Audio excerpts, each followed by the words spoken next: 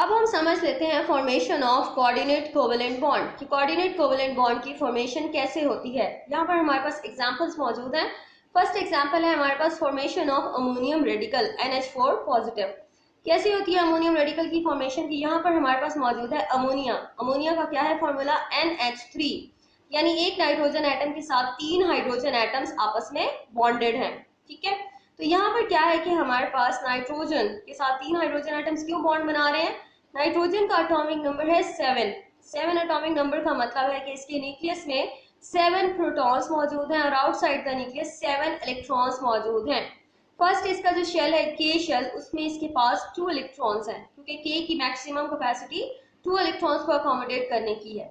यहाँ पर red colour के जो डॉट्स मैंने शो किए हैं ये क्या है? नाइट्रोजन के इलेक्ट्रॉन्स हैं। उसके बाद एल शेल में मैक्सिमम 8 इलेक्ट्रॉन्स की कैपेसिटी है, लेकिन नाइट्रोजन के पास कितने इलेक्ट्रॉन्स रह जाते हैं? 5 इलेक्ट्रॉन्स, क्योंकि 7 में से 2 इलेक्ट्रॉन्स के शेल में आ गए, बाकी कितने रह गए? 5 इलेक्ट्रॉन्स। तो ये जो यहाँ पर हमारे पास मौजूद है 1 2 3 4 एंड 5, तो यहाँ पर एक इलेक्ट्रॉन्स का पेयर मौजूद है। नाइट्रोजन के 2 इलेक्ट्रॉन्स ने आपस में क्या कर लिया है? पेयर बना लिया है। और इलेक्ट्रॉन्स जब पेयर अप हो जाते हैं तो वो स्टेबल हो जाते हैं और वो बॉन्डिंग में हिस्सा नहीं लेते। वो इलेक्ट्रॉन जो कि अनपेयर्ड होते हैं वो आगे बॉन्डिंग में हिस्सा लेते हैं। तो ये जो हमारे पास इलेक्ट्रॉन्स का पेयर है जो कि बॉन्डिंग में हिस्सा नहीं ले रहा, इसे हम क्या कहेंगे? नॉन बॉन्डेड इलेक्ट्रॉन पेयर है जो कि नाइट्रोजन के ऊपर अवेलेबल है। तो नॉन बॉन्डेड इलेक्ट्रॉन पेयर जो किसी भी एटम पर अवेलेबल है उसे हमने क्या कहा? Lone pair. ये इलेक्ट्रॉन्स का पेयर क्या कहलाएगा? लोन पेयर है ये।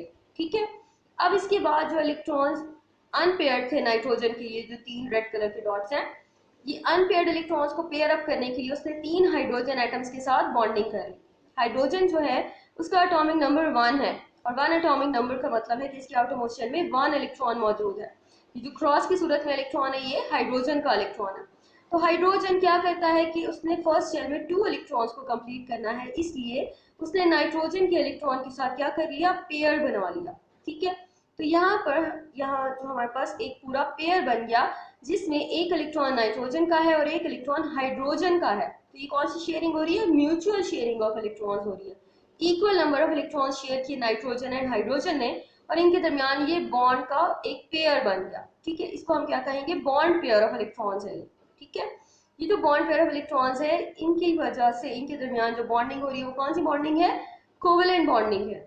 ठीक है, जिसकी वजह से इस बॉन्डिंग की वजह से जो के शेल है वो कम्प्लीटली फिल हो गया, तो हाइड्रोजन ने अपना डुप्लेट कंप्लीट कर लिया।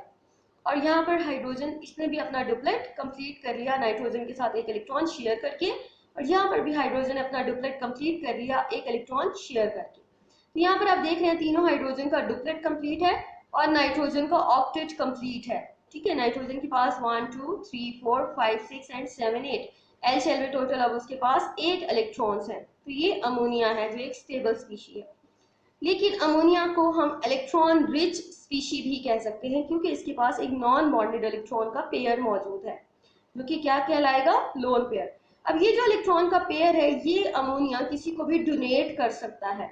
अब डोनेट किसको करेगा? उस स्पीशी को जिसके पास इलेक्ट्रॉन्स की कमी होगी। जैसे यहाँ पर प्रोटॉन मौजूद है, हाइड्रोजन आइन, हाइड्रोजन पॉजिटिवली चार्ज आइन को हम क्या कहते हैं? प्रोटॉन। क्यों प्रोटॉन कहते हैं?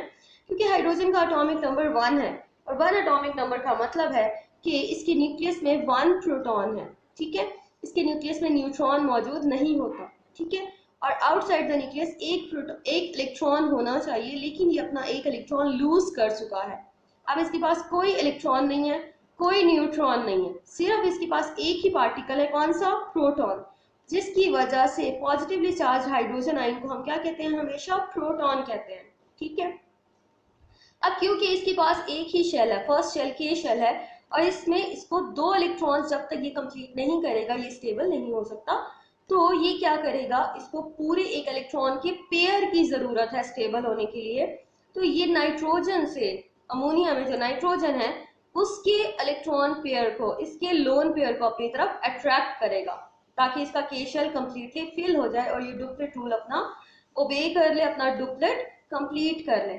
तो ये जब इलेक्ट्रॉन पेयर नाइट्रोजन से अट्रैक्ट करेगा तो नाइट्रोजन अपना इलेक्ट्रॉन पेयर, ये जो लोन पेयर ऑफ इलेक्ट्रॉन है, ये हाइड्रोजन को डोनेट कर देगा।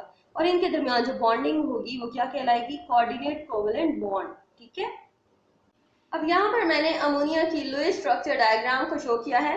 लुईस स्ट्रक्चर डायग्राम क्या है कि जब भी वैलेंस शेल इलेक्ट्रॉन्स को आप डॉट्स एंड क्रॉसेस की सूरत में शो करें तो उसे हम कहते हैं लुईस स्ट्रक्चर डायग्राम।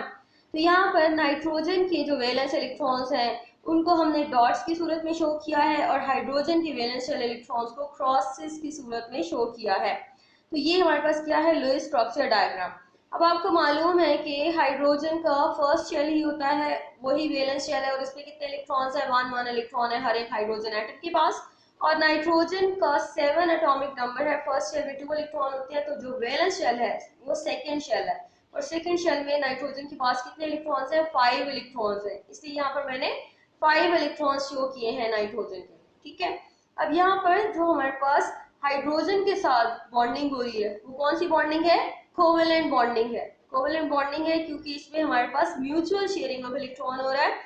नाइट्रोजन का 1 इलेक्ट्रॉन है, हाइड्रोजन का भी 1 इलेक्ट्रॉन है, दोनों ने equal number of electron share किए और दोनों के दरमियान कोवेलेंट बॉन्ड बन गया। यहाँ पर एक सिंगल कोवेलेंट बॉन्ड है, यहाँ पर भी एक सिंगल कोवेलेंट बॉन्ड है, यहाँ पर भी सिंगल कोवेलेंट बॉन्ड है। तो ये जो 3 पेयर ऑफ इलेक्ट्रॉन्स है इनको हमने क्या कहा, बॉन्ड पेयर इलेक्ट्रॉन्स है ये। और ये जो इलेक्ट्रॉन पेयर है नाइट्रोजन के ऊपर, जो non bonded electron pair available है नाइट्रोजन के ऊपर, इसको हम कहेंगे लोन पेयर ऑफ इलेक्ट्रॉन। और ये lone pair of electron nitrogen किसी भी ऐसी स्पीशी को डोनेट कर सकता है जो कि इलेक्ट्रॉन डेफिशिएंट हो। जैसे यहाँ पर हमारे पास प्रोटॉन मौजूद है जो कि एक इलेक्ट्रॉन डेफिशिएंट स्पीशी है, इसके ऊपर प्लस चार्ज का मतलब है कि इसके इलेक्ट्रॉन इसने लूज कर दिया है और अब इसके पास कोई इलेक्ट्रॉन शेयर करने के लिए मौजूद नहीं है और इसको 2 इलेक्ट्रॉन्स की जरूरत है स्टेबल होने के लिए, अपने के शेल में अपना डुप्लेट कंप्लीट करने के लिए 2 इलेक्ट्रॉन्स की जरूरत है। तो ये जो लोन पेयर नाइट्रोजन पर मौजूद है उस लोन पेयर को अपनी तरफ अट्रैक्ट करेगा।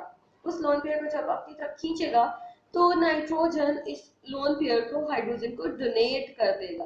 ठीक है, तो यहाँ पर हमारे पास ये डोनेशन शो हो रही है जिसमें एरो हेड, एक स्मॉल एरो हम यूज करते हैं, जो एरो हेड किस तरफ होगा, एक्सेप्टर एटम की तरफ फ्रॉम डोनर। ठीक है, तो यहाँ पर क्या है कि ये जो इलेक्ट्रॉन पेयर है ये अमोनिया ने हाइड्रोजन को डोनेट कर दिया। तो ये जो हमारे पास अमोनिया है ये क्या है, डोनर, एंड हाइड्रोजन क्या है, एक्सेप्टर। और ये जो स्मॉल एरो है ये क्या शो कर रहा है, कोऑर्डिनेट कोवेलेंट बॉन्ड को शो कर रहा है कि अमोनिया और हाइड्रोजन के दरमियान कोऑर्डिनेट कोवेलेंट बॉन्ड फॉर्मेशन हो चुकी है। और ये जो प्लस चार्ज है ये हम पूरे इस कंपाउंड के ऊपर, पूरी स्पीशी के ऊपर लगाएंगे। इस स्पीशी के ऊपर दिखाने का ये मतलब है कि ये जो इलेक्ट्रॉन्स की डेफिशिएंसी है वो अब इस पूरी स्पीशी के ऊपर है। ठीक है, और इसको हम कहेंगे अडक्ट। ये जो स्क्वायर ब्रैकेट्स में हम लिखते हैं इस प्रोडक्ट को हम क्या कहते हैं, अडक्ट। और ये है क्या, अमोनियम रेडिकल है। ये अमोनियम रेडिकल जिसमें नाइट्रोजन के साथ कितने हाइड्रोजन मौजूद हैं, 4 हाइड्रोजन एटम्स मौजूद हैं और इस पर प्लस चार्ज भी मौजूद है। ठीक है, तो ये हमारे पास अमोनियम रेडिकल NH4 पॉजिटिव क्या है, ये एक स्पीशी है जिसमें कोऑर्डिनेट कोवेलेंट बॉन्ड बनता है और अमोनिया डोनर है एंड हाइड्रोजन एक्सेप्टर है। ठीक है।